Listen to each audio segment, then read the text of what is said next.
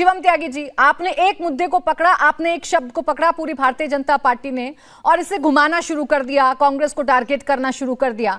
अगर पलटवार खट्टर साहब ने किया है तो उन्होंने कौन सी भाषा की मर्यादा रख ली? वो तो परिवार पर आ गए सीधे सीधे। देखिए, मुझे लगता है कि राजनीतिक परिदृश्य में हर तरफ हमेशा जो है आरोप प्रत्यारोप लगते रहते हैं। नेता एक दूसरे को जो भाषा शायद नहीं होनी चाहिए उस तरह की भाषा इस्तेमाल करते हैं और तमाम जगह पर ऐसा होता है। लेकिन इस देश में जनता को राक्षस कहा जा रहा है, ये अपने आप में बहुत ही निंदनीय और बहुत ही गलत बात है। मतलब राजा राम के देश में आप जनता रूपी राम को राक्षस बता रहे हैं। भारतीय जनता पार्टी को 2019 के चुनाव में 60 करोड़ 30 लाख लोगों ने वोट दिया था, आप उनको राक्षस बता रहे हैं। इस देश में और देश से बाहर दुनिया में जो भारतीय जनता पार्टी के समर्थक हैं या उनको वोट करते हैं, आप उनको राक्षस बता रहे हैं। आप मुझे एक चीज बताइए, आप इस प्रवृत्ति से कब बाहर निकलेंगे? और ये किस चीज का फ्रस्ट्रेशन है?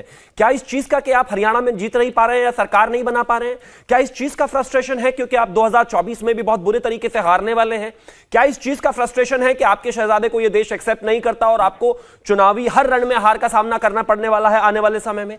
मुझे लगता है कि कम से कम यहां तो भाषा की मर्यादा होनी ही चाहिए। आप मुझे एक चीज बताइए, मतलब ये किस चीज की फ्रस्ट्रेशन है? मैं सिर्फ एक चीज पूछना चाहता हूं, लेकिन अब इसमें दूसरा एंगल अगर आप देखें, कांग्रेस की प्रवृत्ति रही है देश की जनता के खिलाफ बोलना और उनसे बदला लेना। ये लोग बदला लेने में विश्वास करते हैं। जो रणदीप सुरजेवाला ने इस देश की जनता के लिए कहा वो एक्चुअली कांग्रेस का डीएनए है और इसी को बैठकर यहां पर सांपला जी जो है डिफेंड कर रहे हैं। आप मैं थोड़ा सा आपको एग्जांपल लेकर चलता हूं।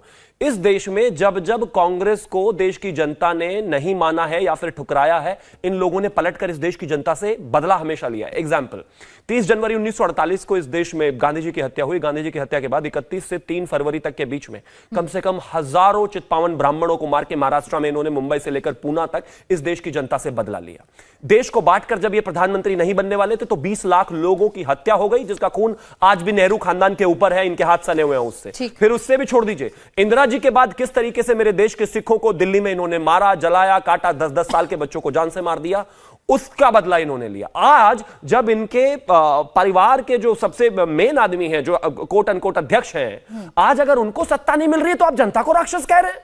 कमाल बात है। यही जनता है जिसने आपको 5 जनरेशन इस देश में राज करने का मौका दिया। यही जनता है इन्होंने सवाल खड़े किए, आपने इनको घेरना शुरू कर दिया। लेकिन देश में लोकतंत्र में विपक्ष की कितना महत्व होता है ये मुझे आपको बताने की जरूरत नहीं है। उसी विपक्ष को, उसी विपक्षी गठबंधन को आप लोग आतंकी संगठनों से जोड़ देते हैं। क्या वो ठीक है? क्या वो मर्यादा में आता है? तो ये मुझे बता दें या कोई भी मुझे बता दे, क्या आतंकी संगठन ने देश में अपना नाम इंडियन मुजाहिदीन नहीं रखा हुआ? अब अगर रखा हुआ है तो सच है। अब अगर जो आदमी आतंकवादियों के लिए सुबह 4 बजे कोर्ट खुलवाएगा, उनको आतंकवादियों का समर्थक ना कहा जाए तो क्या कहा जाए? अगर जो आदमी इस देश में सेना से सबूत मांगेगा तो जाहिर है उसकी राष्ट्रभक्ति पर सवाल उठेगा कि नहीं उठेगा? बहुत नेचुरल है, उठेगा। और जहां तक बात आज के बयान की है, आज का जो बयान है रणदीप सुरजेवाला का कि भारतीय जनता पार्टी को वोट देने वाले सभी लोग राक्षस हैं, इसमें नेताओं का कोई विषय नहीं है, इसमें पार्टियों का कोई विषय नहीं है। ये तो सीधा जो लोग इनको चुनकर भेज रहे हैं, जो हरियाणा जिसका रिप्रेजेंट करते हैं, जिसको रणदीप सुरजेवाला, वो खड़े होकर मंच पर उसी हरियाणा और उसी हरियाणा के लोगों को गाली नेताओं को भी चुनते हैं ना शिवम त्यागी जी। वही लोग विपक्षी नेताओं को भी चुनते हैं, संसद में भेजते हैं, विधानसभाओं में भेजते हैं।